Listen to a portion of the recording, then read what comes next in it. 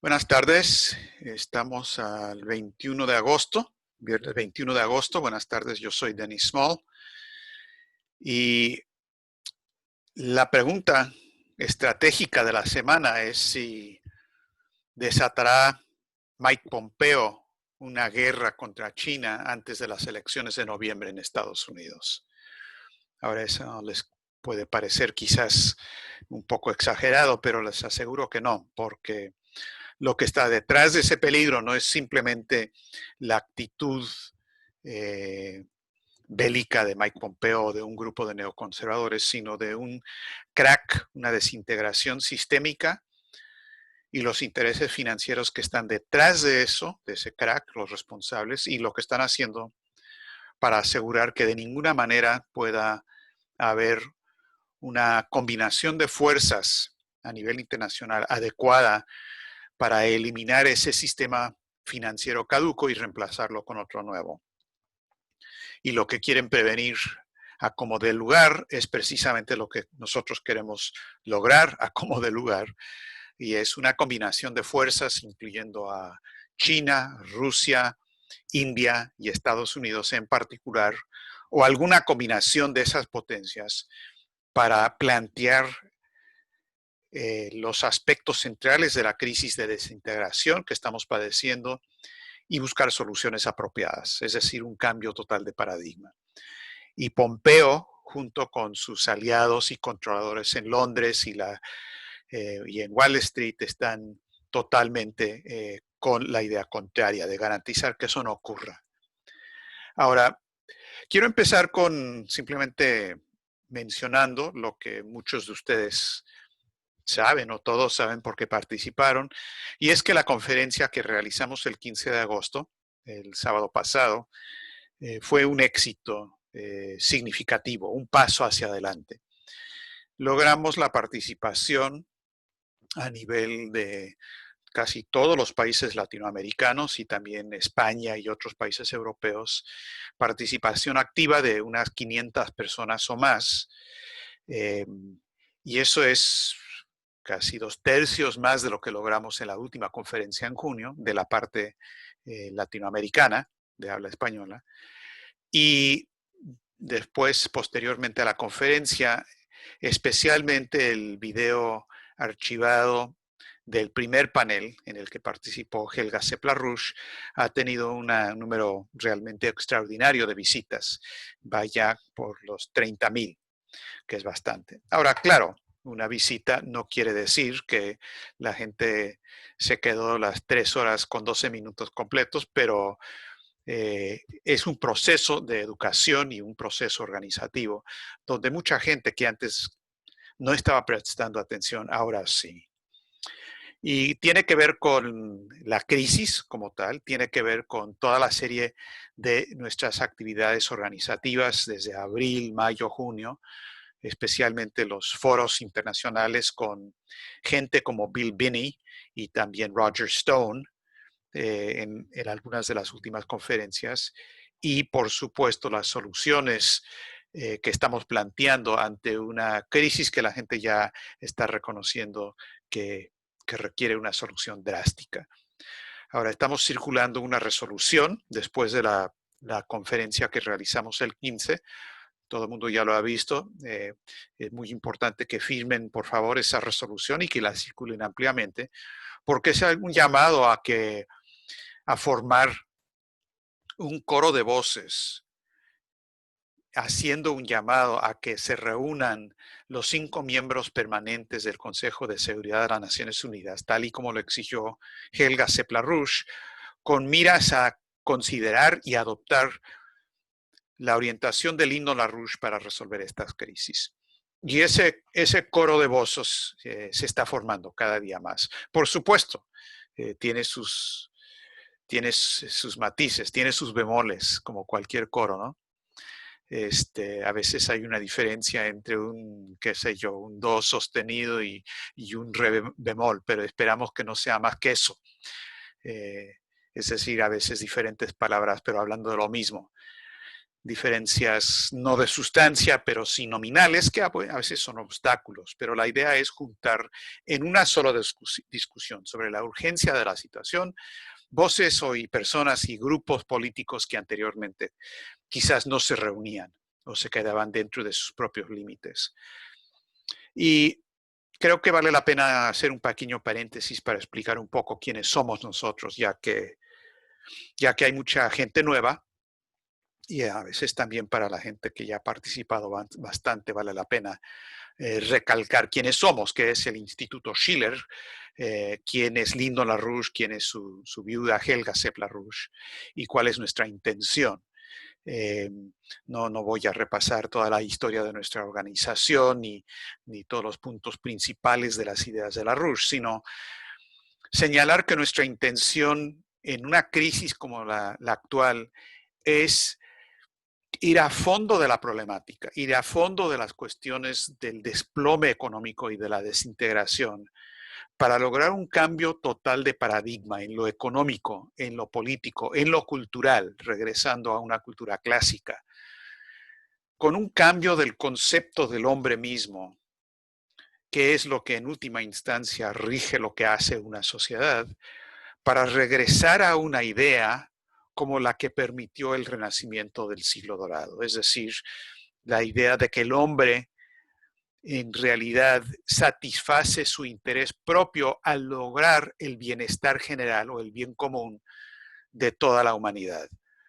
Que no es cierto lo que dice Hobbes o lo que dice Hume o los empiristas británicos de que el interés personal, egoísta, propio de cada individuo va en contra y está peleado a veces a muerte con los intereses propios de los otros individuos. No es cierto que las naciones tienen intereses también opuestas, que se puede formar una comunidad internacional de interés común de las naciones basado en naciones soberanas. De la misma manera en que una sociedad se basa en la soberanía creativa del individuo, pero hay un bien común, un bienestar general, que es el objetivo de la vida misma. Ahora, cuando nosotros hablamos del peligro de guerra, y hay un peligro de guerra muy grande en estos momentos, vamos a detallar eso con algunos de los detalles de lo que ha ocurrido esta semana. Es fundamental recordar que la verdadera paz no es simplemente la ausencia de la guerra.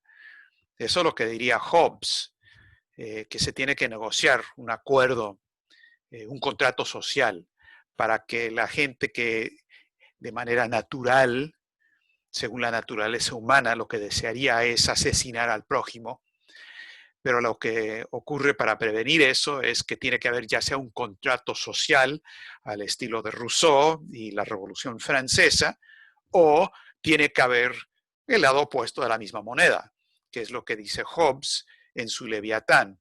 Se requiere un gran dictador, un Leviatán, para que no nos matemos los unos a los otros. No es ese tipo de paz, es otro tipo de paz el que buscamos, es la idea de Leibniz, de Nicolás de Cusa, es la paz que viene de la definición de la identidad del individuo como algo que se beneficia al beneficiar al otro. Es lo que China está hablando cuando habla de ganar, ganar. No están hablando de un contrato social donde, bueno, por el comercio, lo que te ayuda a ti me ayuda a mí. No, no es eso. Es mucho más sofisticada la idea de Xi Jinping, más sofisticada la idea de la filosofía de Confucio, que se compagina perfectamente con la de Cusa y Leibniz. Es otra idea. Y sin entrar a muchos detalles sobre esto, yo les remito por ejemplo, a una de las obras más importantes de Nicolás de Cusa, que se llama De Pace Fidei, La paz de los fieles, que Cusa lo escribe en 1453, justo después de la caída de Constantinopla, y es un diálogo, él lo hace como diálogo, Cusa, entre varios representantes de diferentes fees o diferentes grupos religiosos con la palabra de Dios. Entonces, es un diálogo, es una discusión y es muy interesante porque lo que Kusan está buscando no es simplemente que todo el mundo esté de acuerdo en, muy bien, yo respeto tu opinión, tú respetas mi opinión y ahí muere. No, está diciendo que hay una manera de buscar la verdad común de manera conjunta. Y es un diálogo muy polémico y a la vez extremadamente profundo. Como les decía, esto lo escribe después de la caída de Constantinopla. Él habla de las terribles masacres que han ocurrido y empieza diciendo que busca la ayuda de Dios para encontrar una concordancia propicia y a través de esto constituir una paz perpetua en la religión en base al rumbo apropiado y verdadero. Entonces empiezan y tienen realmente un diálogo platónico. Está un griego, un italiano, un árabe, un indio, un judío, un sitio, un persa y un gaula. Creo que son todos. Ahora lo tienen que leer, no les quiero quitar ese gran gusto de leer este diálogo, es muy interesante. Pero básicamente la idea que desarrolla es que hay un solo Dios que todos pueden compartir, pero los profetas y los ritos de las diferentes religiones pueden variar y deben variar, que no hay problema con tal y que la gente esté buscando siempre la verdad. El árabe, por ejemplo, le dice en su parte del diálogo con la palabra de Dios, el árabe dice, todos los hombres naturalmente desean la sabiduría. Y la palabra de Dios le dice, existe por lo tanto una sola religión y culto para todos aquellos de intelecto vigoroso. Esto se presupone en toda la diversidad de ritos. Entonces aquí está hablando no solamente de cómo mantener una paz entre diferentes religiones, que era un tema extremadamente importante en ese momento porque se estaban masacrando de lado y lado. Y siempre las guerras religiosas, como saben, son quizás las guerras más sangrientas y más horribles, porque es lo que le importa a la gente, son las cuestiones emocionales profundas. Ha corrido sangre, no hay guerras sobre cuestiones secundarias, ¿verdad? En general las guerras no son sobre cuestiones de que si a uno le gusta el helado de vainilla o el helado de chocolate, es un ejemplo que me gusta dar. Porque me opongo mucho a la idea de que la vainilla, el helado de vainilla es equivalente al de chocolate. Obviamente chocolate es preferible. Pero en la historia de la humanidad, creo yo, no ha habido una guerra sobre los sabores del helado. Entonces, la religión se vuelve importante porque debería ser la búsqueda de la verdad. Entonces, eso es lo que en efecto busca Nicolás de Cusa en este diálogo y dice que hay una manera de encontrar esto. Y él no evade los temas más polémicos entre las religiones, pero lo hace desde la perspectiva de la búsqueda de la verdad. Y por ejemplo termina diciendo, porque todo esto solo es comprensible a la mente que solo ve la sustancia como un como es y no un lo que es. Ahora, esto tiene que ver con la cuestión de la percepción sensorial. Lo que la mente entiende no es cómo es una cosa, eh, eh, sino más bien lo que es verdaderamente, lo que está detrás de la percepción sensorial. Entonces, para lograr verdaderamente una paz se requiere ese tipo de redefinición del individuo y de lo que es su identidad, que es lo que hace que la vida misma sea sagrada. Es decir, porque todos estamos hechos a imagen y semejanza de Dios, en ese sentido de que el interés propio de uno está en el bien común de la totalidad del planeta, de la humanidad. Ahora, esto requiere necesariamente un cambio de paradigma total, requiere un sistema económico que no se base en la idea de que la ganancia de uno significa el saqueo del otro, como existe en el mundo hoy día. Con el sistema colonial británico, con el sistema de Wall Street y de la City de Londres, se basa en eso. Mantener los valores financieros de 1.800 billones de dólares requiere la despoblación y la destrucción de naciones enteras, como estamos viendo. Y la pandemia es producto de esa política, no al revés.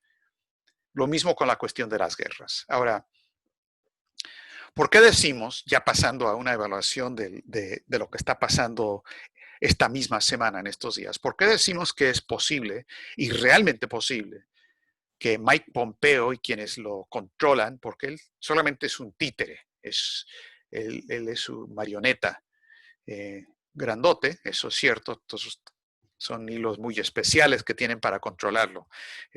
No son de cuerda, los hacen de acero inoxidable para mantener un peso de, qué sé, 300, 400 kilogramos, algo así pesa Mike Pompeo.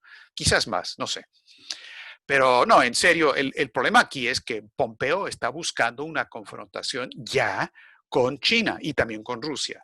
Y desafortunadamente él tiene la cartera de secretario de Estado de Estados Unidos. Ahora, ¿por qué antes de las elecciones? Porque el Imperio Británico, el sistema financiero británico, la City de Londres ha dicho claramente en declaraciones explícitas de la Cámara de los Lores que ellos absolutamente no van a permitir un segundo periodo constitucional del presidente Donald Trump, porque él no es hombre controlado por el establishment. Eso no quiere decir que todo lo que hace está bien, pero lo que sí quiere decir es que ellos no lo controlan. Y absolutamente quieren regresar a una situación de control donde tendrían a una Hillary Clinton o un Barack Obama, un George Bush o en esta ocasión Kamala Harris, porque Joe Biden no es el que va a controlar su propia presidencia si llega a ganar las elecciones. Entonces, pero no quieren que esté ahí Trump. Entonces, la idea de lo que está haciendo Pompeo y lo que están haciendo otros es precisamente para parar una reunión cumbre entre Trump y Xi Jinping y Putin especialmente, y especialmente crear las condiciones donde no puede ganar las elecciones. Y por eso toda la desestabilización de la revolución de color que se está realizando dentro de Estados Unidos también. Ahora, Pompeo esta semana fue a las Naciones Unidas, al Consejo de Seguridad, para exigir que se tienen que volver a imponer todas las sanciones en contra de Irán que se fueron suspendiendo durante el periodo del acuerdo nuclear que habían acordado con Irán y que el gobierno de Trump salió de ese acuerdo hace creo que 3 años ya. Pero a pesar de que Estados Unidos se salió del acuerdo, Pompeo regresa para exigir que todavía tiene derecho Estados Unidos a imponer más sanciones sobre Irán y también, dijo Pompeo, también le vamos a imponer sanciones a todos los países que no acceden a poner esas sanciones de nuevo. Y cuando le preguntaron si él estaba refiriéndose a China y Rusia, él dijo, sí, me estoy refiriendo a China y Rusia.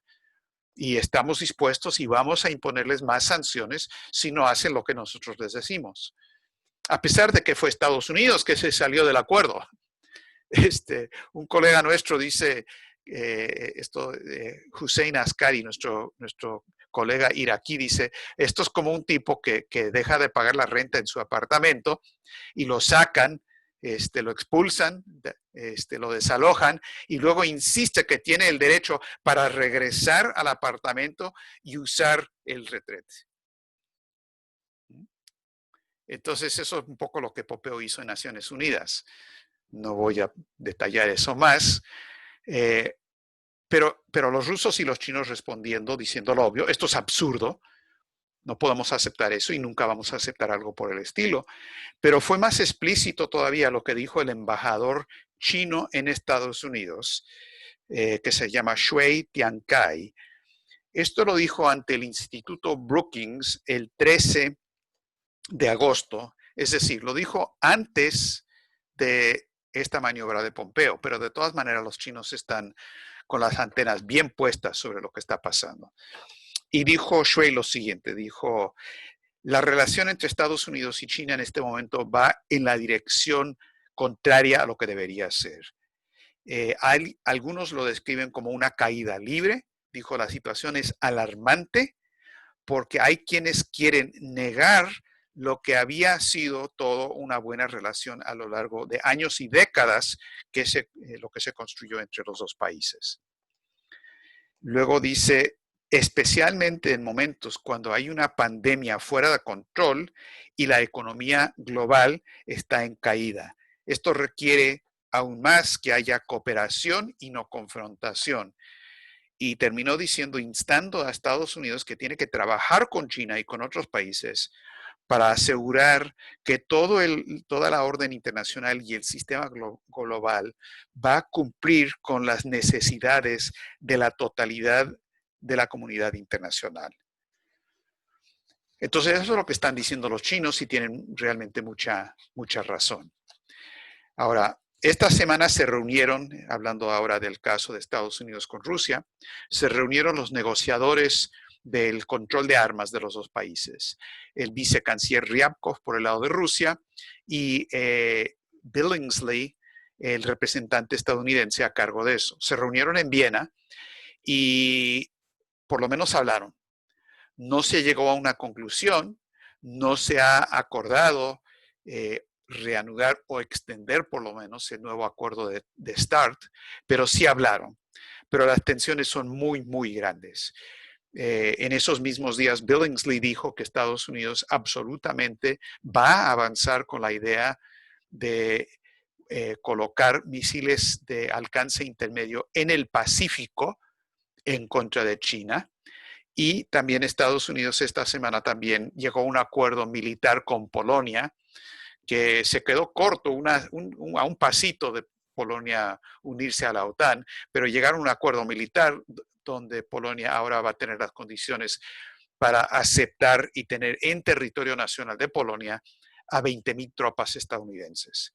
Entonces se imaginan qué es lo que está pensando el Kremlin al ver esto en Polonia, y lo dicen, no vamos a permitir una amenaza en contra de nosotros, como también al ver lo que está pasando en Bielorrusia, que es una revolución de color armada por grupos de Occidente, pero con la distinción, y Helga Seplarrush ha sido muy claro en esto en estos días, esto no es lo mismo que Ucrania. O sea, no hay que decir simplemente que A es igual a A como si fuera todo igual. No es lo mismo, no es un grupo fascista al estilo de los banderistas en Bielorrusia, no hay esa tradición pro-nazi, pero lo que sí está pasando es una intromisión clara de las fuerzas de la revolución de color de Occidente que están tratando de desestabilizar la situación inmediatamente en la frontera con Rusia. Y Rusia le hizo claro al mundo que no lo van a tolerar. Ahora, como si eso no fuera suficiente, lo último con la cuestión de Rusia es que de repente se armó otro nuevo escándalo, el de Navalny, la figura de oposición, donde lo que están diciendo internacionalmente es que lo envenenaron y seguramente fue Vladimir Putin. Hay algunos que llegan a decir que fue Putin personalmente, ¿no? Que lo envenenó. Y está enfermo, está inconsciente en estos momentos. Ahora, no sabemos y no se sabe lo que está pasando con Navalny. Si uno se pregunta cui bono, quién se beneficia de algo como esto, claramente no son los rusos. Ellos no tenían por qué hacer algo así. Se está armando todo un escándalo al estilo de Skripal, donde también le echaron la culpa a los rusos y los rusos no tenían por qué haber hecho eso y no hay ninguna prueba de que lo hicieron. Pero ya se está diciendo internacionalmente. La Hillary Clinton dijo anoche que claro que lo hicieron los rusos, es obvio, Putin siempre hace estas cosas y Trump debería criticar y atacar a Rusia por lo que hicieron con Navalny, que lo envenenaron. Obviamente tratando de empujar la situación en la dirección de que nunca pueda haber una discusión o una reunión cumbre, lo mismo que están buscando con la cuestión de China. Entonces hay todos esos elementos que se están moviendo. Helga Seplarrush en su videoconferencia semanal, que realmente les recomiendo a todos, que es la mejor orientación semanal en cuanto a asuntos estratégicos, que cada semana lo doblamos al español, realmente les recomiendo que lo vean. Ella dijo, miren, yo creo que tenemos una situación de peligro total, de que puede llegar a una situación que sale de control entre Estados Unidos y China en particular, y que si uno estudia la lógica de las guerras nucleares, lo probable es que esto podría llegar a una guerra nuclear general. Ahora, esta es una situación, dijo, que es muy peligrosa y requiere un cambio total de actitud de nuestro lado. Y el problema es que tenemos al Partido Demócrata y gente dentro del propio gobierno de Trump, como Pompeo, Esper y Navarro, que tienen esta línea anti-China. Lo que necesitamos, dijo, es una colaboración entre Estados Unidos y China sobre todos los temas pertinentes: economía, la pandemia, la situación mundial de salud, cuestión de guerra y paz. Porque lo que está en juego es la existencia misma de la civilización. Ahora, nada más para que entiendan que hay varias personas y muchos expertos en realidad que también reconocen que existe este peligro. Les menciono el caso de uno de los peritos en economía, perdón, es un politólogo en Estados Unidos, se llama Mearsheimer, en la Universidad de Chicago, un tipo anti-China, pero que lo entrevistaron esta semana y dijo, no, aquí hay verdaderamente el peligro de una guerra entre Estados Unidos y China, y la gente tiene que reconocer que esto es mucho peor que la crisis de los misiles cubanos. Esto es una situación que podría, si es que se inicia la guerra, podría llegar a ser una confrontación nuclear. Es la lógica de la situación, dijo él. Claro, él no propone las soluciones que proponemos nosotros, pero en cuanto a la evaluación, yo creo que esto es algo que hay que tomar en cuenta. Ahora, siempre detrás de todo lo que está ocurriendo está el desplome económico y las políticas financieras que solamente agravan la situación.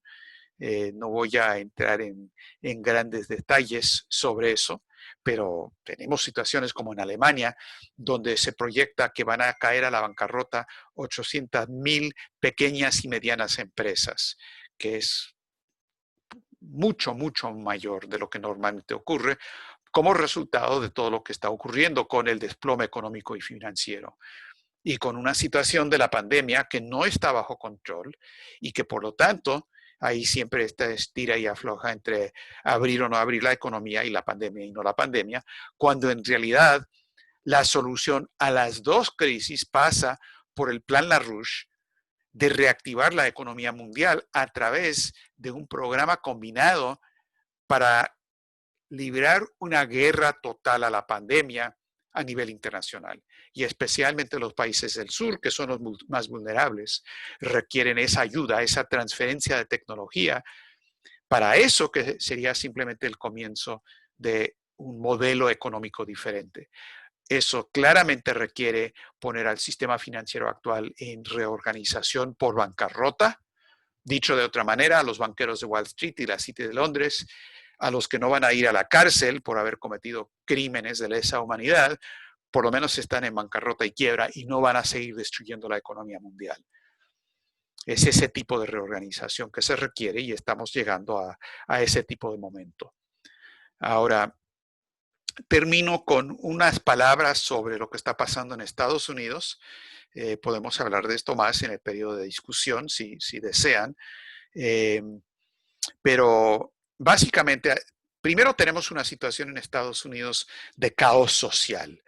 Toda esta campaña de la revolución de color en las calles y peor, una insurrección armada por una tercera fuerza, que normalmente son los británicos, usando como escudo o protección el hecho de que sí hay mucha oposición social por el racismo, por lo que ha sido violencia de la policía y demás. Pero ahora las protestas no son por eso, son pura violencia en contra de la policía y de destrucción y de anarquía para crear caos en el país. Se ha impulsado mucho la idea de que hay que desmantelar las fuerzas policíacas de Estados Unidos, y donde eso ha ocurrido, lo que hay es mano libre, absolutamente rienda suelta para el narcotráfico, para crimen organizado, y claro, los que más están muriendo son los negros. Esto, lo que hay son muertes de negros contra negros, mientras destruyen la policía de los Estados Unidos. Si uno entrevista a la gente en la calle, la población negra de Estados Unidos son los que más desean que tenga presencia la policía. Por supuesto, sin el racismo, sin violencia inaceptable, pero no se puede desmantelar la fuerza policíaca de un país sin que eso resulte en caos total. Eso por un lado. Por el otro lado, la Convención Demócrata. Bueno, esto es entre una payasada y algo que te pone a dormir, porque payasada, porque lo que están proponiendo son payasada peligrosa. Es la economía verde, el New Deal verde, es decir, la política malthusiana de cero crecimiento, política de identidad y de género. Todo el mundo tiene su propia identidad.